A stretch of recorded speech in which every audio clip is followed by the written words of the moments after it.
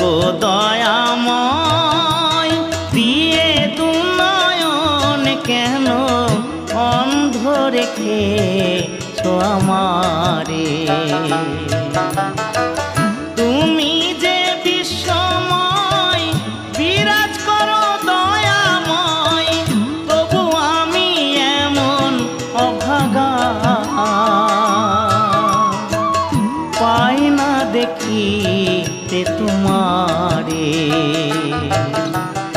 ও গো দয়াময়